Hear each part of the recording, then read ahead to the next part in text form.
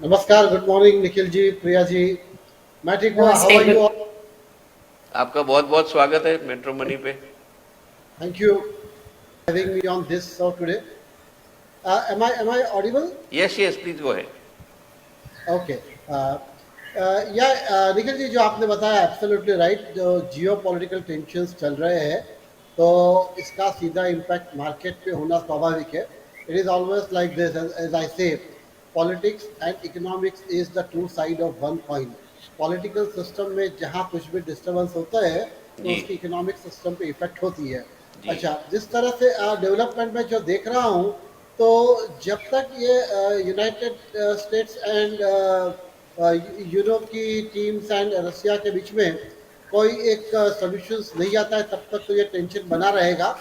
और साइमल्टेनियसली मैं ये ऑब्जर्व ये भी कर रहा हूँ कि पिछले कुछ सेशन से F P Is are offloading the stocks in the market, specially I am seeing in the technology driven companies.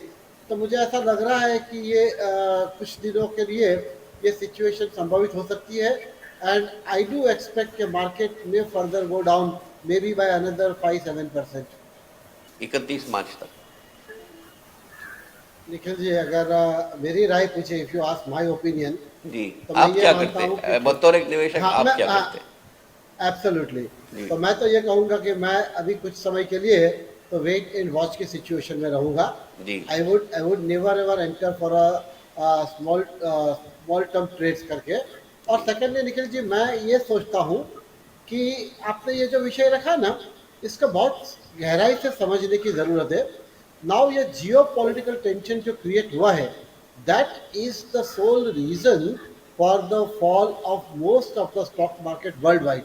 Eight the same time, the fundamentals of the good company still remain the same. जो correct. कंपनियां अच्छा कर रही है India में, अच्छा कर ही रही है। जो सेक्टर के market leader, industries leader company है, they are still doing good. तो मेरी तो ये राय रहेगी कि इन्वेस्टर्स को इस टाइम पे, rather than to be a trader, short term trade के बदले उन्होंने एवरी मार्केट फॉल के ऊपर they should start pick up small quantity में good company stock, because this is the time to invest, this is not the time to trade. That is what I feel, and I am going to do the same thing. In every fall, I am going to buy, pick up small quantity of all the market leader, industry leader company.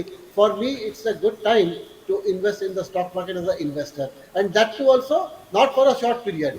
I am talking for a medium to long term. When I say medium to long term, it comes from 1 year to 3 years. Nikhil ji, ये विषय को actually मैं दोनों angle से आज debate में discuss करना चाहता था। जी उसके एक जो फाइनेंशियल टर्म्स में जो एक प्रोबेबल पॉसिबल स्कैम कह सकते हैं, वो एक एंगल। और दूसरा जिसको आपने एक धार्मिक मुद्दे के साथ जुड़ा है, उस तरफ है। लेकिन मैं अपना ये डिबेट में इसके ऊपर कुछ बोलूँ उसके पहले, आपने जो चतुर्वेदी जी का परिचय दिया, तो मुझे ये कहने के लिए बड़ी खुशी और प्रसन्नता हो रही है कि चतुर्वेदी जी के साथ भी अब हमारे परिचय को करीबन 10-12 महीने हो चुके हैं, क्योंकि मैं मेट्रो मुंबई के डिबेट में आखिर क्यों में आता रहा हूँ। जी और मेरा अनुभव चतुर्वेदी जी के पहले मैं कह दूँ कि चतुर्वेदी जी के रूप में मैंने एक समर्थ और एक ज्ञानी पत्रकार देखा है, वो विद्वान है। और निखिल भाई, आपको ये शायद पता होगा, नहीं होगा तो भी आपको इंटरेस्टिंग लगेगा, लेकिन चतुर्वेदी सरनेम जो है ना, जी ये सरनेम का भी मैं, ये मेरा एक हॉबी है कि मैं सरनेमों के क्या ऊपर भी बात है। बहुत रिसर्च करता हूँ।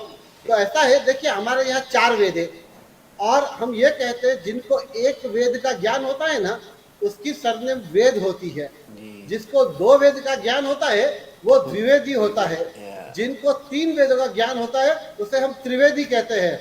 और जिनको चारों वेदों का नहीं नहीं ज्ञान है, नहीं वो बिल्कुल हमारे नहीं, चतुर्वेदी बहुत ही जी हैं। बढ़िया, बहुत ही तो बढ़िया बोला आपने। और बहुत ही सही बात बोली आपने। जी जी तो चतुर्वेदी जी की विद्वता के ऊपर, उनके ज्ञान के ऊपर हम सबको गर्व है। जी ओके।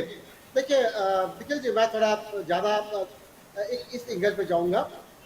हर व्यक्ति के जीवन में उसका गुरु होना, गुरु से ज्ञान प्राप्त करना, मार्गदर्शन लेना, ये तो बिल्कुल सही बात है, कोई इसमें दो राय नहीं है। जी और मैं ये भी कहूँगा कि हमारे जीवन में हमारी 3 लाइफ होती है, ऐसा मैं सोचता हूँ।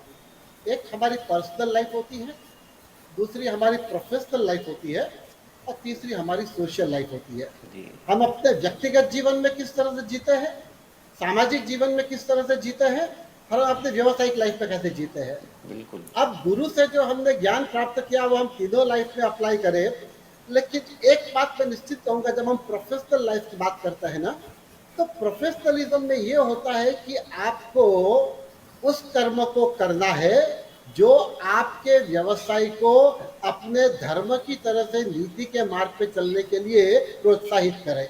बिल्कुल। इसका सिंपल सीधा साधा निखिल जी मैं मीनिंग करूं तो, अगर कोई भी, मैं भी एक मल्टीनेशनल बैंक में एक सीनियर मैनेजर पोजीशन पे रहा, 32 साल काम किया, तो मैं एक बात निश्चित कहता हूं, मैं हमेशा आज के जनरेशन को कहता हूं कि अगर आपका hand and heart if both are clean, अगर आपके हृदय और आपके हाथ दोनों स्वच्छ है ना, तो व्यावसायिक जीवन में आपको कभी भी कठिनाइयां आएगी जी। नहीं। अब आपके गुरु से आपने जो ज्ञान प्राप्त किया है, तो उस ज्ञान का उपयोग किस तरह से करना है।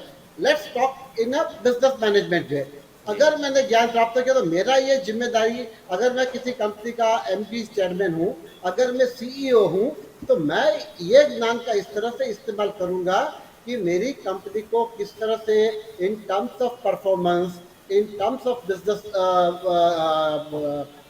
जिसे कहते हैं ना कि कोड ऑफ कंडक्ट से बिजनेस जो चलता है, कैसे मैं उसको कोड ऑफ कंडक्ट मेरा सेट करूं, किस तरह से मैं अपने ऑर्गेनाइजेशन के स्टैंडर्ड्स को सेट करूं, किस तरह से मेरे ऑर्गेनाइजेशन में ट्रांसपेरेंसी लाऊं, किस तरह से मेरे ऑर्गेनाइजेशन का मार्केट के अंदर एक रेपुटेशन खड़ा करूं। जैसे कहते हैं ना कि भैया इस कंपनी है तो आप निश्चिंत रह के काम कीजिए। तो प्रोफेशनलिज्म में ये होता है कि आपकी ये जिम्मेदारी बनती है कि आप मैनेजमेंट को बिल्कुल पारदर्शी प्रामाणिकता, हिंदी में हम कहते हैं, और इंग्लिश में हम कहते हैं कि ट्रांसपेरेंसी, ये आपके व्यवहार में बहुत जरूरी है। और मैं अपने सब्जेक्ट के लिए, हाँ आपने जो कहा बिल्कुल कहूँगा, हमारा इरादा किसी को हर्ट करना नहीं है। और मैं साथ में ये भी कहूँगा कि पब्लिक डोमेन में जिस चीज़ों का डिस्कशन हुआ है, तो यहाँ हम अपना एक ओपिनियन रख रहे हैं। हम कोई ऐसी चीज़ें नहीं कह रहे कि जो आज जिसे as a matter of fact true हुई है। लेकिन देखिए एनएससी केस के अंदर अगर चित्रा जी का केस देखें आप, तो चित्रा जी के केस में क्या हुआ है कि being MD and CEO of the company, अगर अपने कंपनी में कहीं भी कोई भी किसी प्रकार के गैर व्यवहार होते हैं, तो you cannot give the excuse कि ये मेरी जानकारी के बाहर हुआ है। You have to take the responsibility of each and everything which is happening in your company. तो इनकी ये सीधी जिम्मेदारी बनती है। अगर एनएससी के कोलोकेशंस के टाइम पे भी जो इश्यू हुआ था, वो जिम्मेदारी उनकी बनती है। अब दूसरा विषय ये है कि उनको जो अभी फाइन हुआ है, 3 करोड़ रुपया उनके ऊपर फाइन हुआ है सभी ने। 1.5 करोड़ रुपीस उन्होंने कुछ लीव एनकैशमेंट लिया है, वो उनको रीपे करने कहा गया है। और आई बिलीव उनका कुछ 2.75 के 2.8 करोड़ बोनस था, जो परफॉर्मेंस बोनस, उसको भी उन्होंने होल्ड बैक किया हुआ है।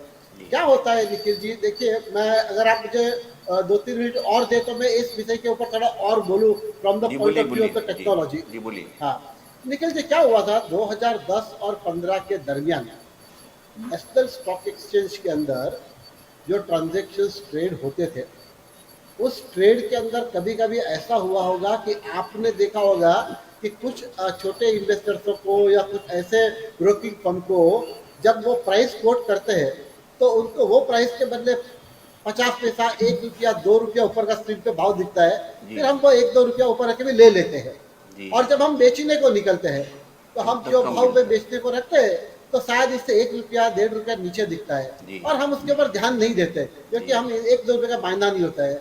और इसमें होता ऐसा है कि लाखों शेयर्स का वॉल्यूम होता है। अगर आप उसका 50 पैसा 1 रुपये से भी खरीदो ना, तो हजारों लाखों रुपया की वैल्यू होती है।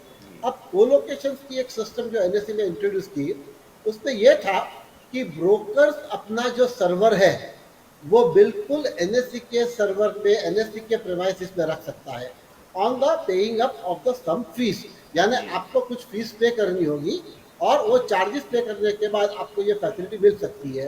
अब इसमें क्या क्या आपत्तियां है वो मैं आपको बता रहा हूँ कि एक तो ये हुआ, यानी जो ब्रोकर पेमेंट नहीं कर सकते समझो, तो उनको वहाँ को लोकेशन में अपना सर्वर रखने की इजाज़त नहीं मिलती। जी बिल्कुल। दूसरी बात, को लोकेशंस का एक disadvantage to the entire market में कह रहा हूँ, ये होता है कि आपके सर्वर के बाजू में एनएससी का मेन सर्वर है, तो जो डेटा फीड होता है वो जी सबसे पहले आपको मिलता है। अब डेटा फीड सबसे पहले आपको मिलता है, और ये मार्केट तो निखिल जी ये 10 सेकंड मार्केट के में तो 10 सेकंड में सब कुछ हाँ चाहिए। फ्रैक्शंस ऑफ सेकंड के अंदर जी जी द जी जी transactions of billions and billions of rupee goes away. तो जी। क्या होता था इस सिचुएशन में, कई ब्रोकरों को उसका भरपूर फायदा मिला। अब इसे क्वांटिफाई करना एज ऑफ टुडे मुश्किल होगा, क्योंकि पता नहीं किन ब्रोकरों ने जो उस लोकेशन में सर्वर रखे, उसमें से कितने ट्रांजेक्शन देखे, कितने ट्रांजेक्शन किए, उसके प्रॉफिट्स कितने बनाए। लेकिन ये एक शंका के घेरे में, शंका के दायरे में है कि कहीं ना कहीं ये टेक्नोलॉजी का जो एक सिस्टम का उन्होंने बेनिफिट लिया हुआ है। मैं दुरुपयोग मिसयूज किया वर्ड उन्होंने, इसलिए, बिल्कुल दुरुपयोग हाँ किया, बिल्कुल हाँ बिल्कुल। मैं निखिल जी, मैं मिसयूज वर्ड इसके लिए यूज नहीं कर रहा हूँ, क्योंकि ये एनएससी ने एक नो डाउट पब्लिक डोमेन में ये बात ला के रखी थी कि भैया जिसको सर्वर रखता है इस तरह से रखे, चार्जेस पे करे। लेकिन इसमें एक चीज ये भी है, क्या होता है at exchange level securities market के मेजर प्लेयर कौन है? तो सिक्योरिटीज मार्केट के प्लेयर्स के मेजर प्लेयर तो स्टॉक एक्सचेंजेस है, ब्रोकिंग कम्युनिटी है, then you have a mutual fund, then you have a depository, both the depository and your regulator SEBI. These are the market participants in the securities business. अब ये इतने बड़े बदलाव जब आप लाते हो, तो जनरली क्या होता है निखिल जी, कोई भी प्रोडक्ट एक्सचेंज जब लॉन्च करता है किसी भी प्रकार का, तो सेबी के पहले एक ड्राफ्ट पेपर जैसा जाता है, वो पेपर के ऊपर डिस्कशन होता है, और उसके बाद वो प्रोडक्ट को लॉन्च किया जाता है। अब मेरी जानकारी में ये आया है कि ऐसा कोई सेबी के साथ डिस्कशन हुआ नहीं था, कोई पेपर आया नहीं है। तो इसमें क्या हुआ है, सर्टन ब्रोकिंग कम्युनिटी को बेनिफिट मिला है, जी ऐसी बिल्कुल। सरकार के नहीं, दायरे में है कांड तो कि हुआ है उनके मेरे ख्याल से कम। निखिल जी देखिए, आपने कहा ना कि गुरु किसी भी रूप में हमारे हो सकते हैं। अब हमने माँ बाप को गुरु माने, अपने कोई अच्छे मित्र को गुरु माने, लेकिन गुरु अगर आपको कोई ज्ञान दे रहा है, समझ दे रहा है, तो मैं बिल्कुल ये कहूँगा कि वो एथिकल बात करेगा आपसे। जी और मैं ऐसा सोचता हूँ, कोई भी व्यक्ति अगर आपसे अनएथिकल बात करे, तो उसको गुरु कहना मैं योग्य उचित नहीं बिल्कुल मानूंगा, नहीं, बिल्कुल क्योंकि नहीं, कोई बिल्कुल गुरु कभी भी अनएथिकल बात नहीं करेगा। बिल्कुल बिल्कुल नहीं, एक बात। बिल्कुल। अच्छा, अब ये आपने बिल्कुल पॉइंट रखा ना, क्या होता है, ये सूक्ष्म भेद रेखा होती है। अब आप हम एक संप्रदाय को फॉलो करते हैं। आज जब मैं मैनेजमेंट की चेयर में बैठे हूँ और मुझे समझो कि मेरे कंपनी के सीईओ को अपॉइंट करना है, या मुझे सीओओ को अपॉइंट करना है, तो ऑर्गेनाइजेशंस के एक प्रिस्क्राइब पूरा मॉडल फ्रेमवर्क है कि उस बेसिस को मुझको फॉलो अप करके जाना है।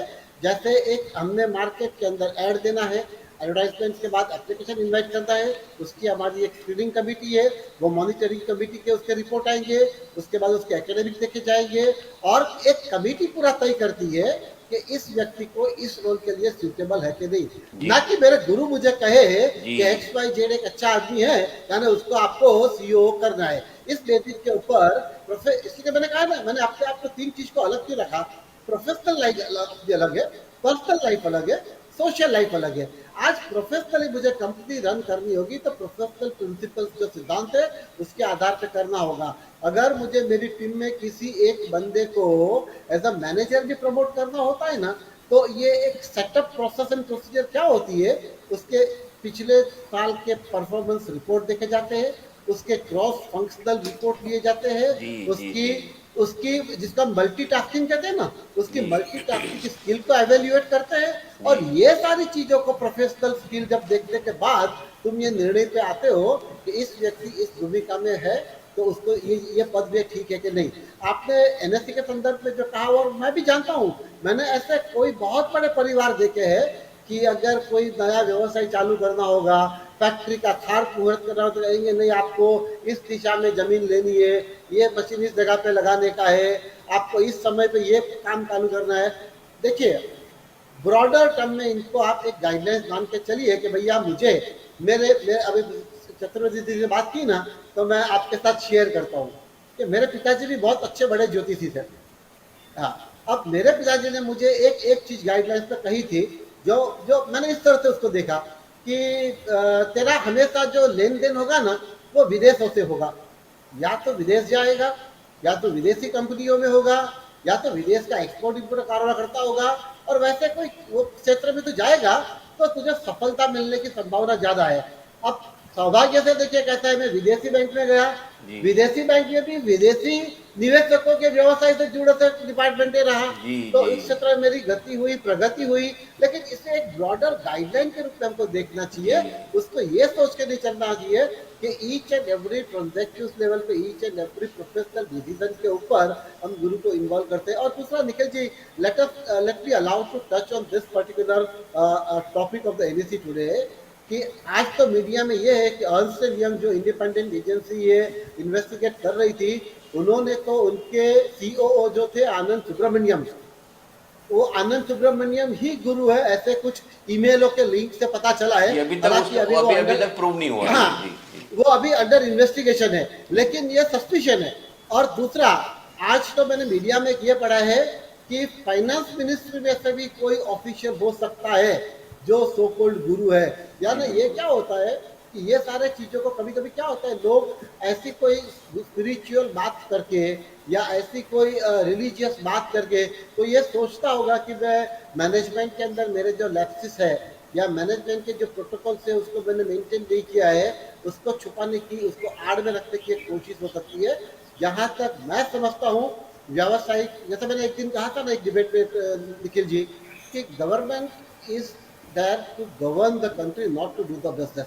गवर्नमेंट का काम बिजनेस करने का नहीं होता है, बिजनेस का फ्रेमवर्क प्रोवाइड करना होता है। गुरु जी का काम हमको ज्ञान देना होता है, हम सुचारू ढंग से अपने जीवन के हर पहलू को स्वीकारें, सुचारू ढंग से अपने व्यावसायिक जीवन भी जिए, सुचारू ढंग से अपने व्यक्तिगत जीवन भी जिए। यहाँ तक ये मार्गदर्शन मैं ठीक मानता हूँ, लेकिन प्रोफेशनली जो कोई भी हम निर्णय लेगा तो वो प्रोफेशनल सिस्टम जो एस्टैब्लिश हुई है, उसके प्रोसेस है, उसके प्रोसीजर है, उनको फॉलो करके ही लेना चाहिए, ऐसा मैं सोचता हूँ। जी निखिल जी, देखिए हमने डिबेट में ये कहा, मैं यही चीज़ कहूँगा कि जो हमारे गुरु हो गए ना, तो वो तो पहले आपको न्याय और नीति के पदार्थ पाठ ही सिखाएगा। जी जी और जो गुरु न्याय और नीति के पदार्थ पाठ सिखाते नहीं, मैं तो कम से कम उसे गुरु नहीं मानूंगा। बिल्कुल एक बिल्कुल। बात। और कहा ना कि जो आपने कहा कि नुकसान किसका होता है, देखिए कैसा होता है, कभी कभी आपने देखा होगा कॉर्पोरेट में कभी कभी कोई एक कंपनी में एट्रिशन का रेट बहुत हाई होता है, कभी कभी साल में 10-20% एट्रिशन होता है। तो क्या होगा, लोग लगता है ये कंपनी में लोग इतने लोग छोड़ के जा रहे हैं, क्या है प्रॉब्लम कंपनी में। तो मैं आपको बताऊं, हम ये कहते हैं हमेशा कि people are not living the organisation, people are living the bosses. जी आपके ऊपर जो बॉस बैठा है उसका व्यवहार आपके साथ बरोबर नहीं है, वो आपके साथ अन्यायपूर्ण व्यवहार करता है, वो आपको एक्सप्लॉइट कर रहा है, इसके लिए उससे परेशान हो कि आप कंपनी छोड़ के जा रहे हो। कंपनी में अपने आप में कोई बुराई नहीं है। तो मैं यही कहना चाहता हूँ कि हमारे जो गुरु होंगे ना, वो आपको नीति के, न्याय के पथ पर चलने की बात करेंगे, वो आपको जो चीज लीगली एथिकली करेक्ट होगी वही ज्ञान देगा।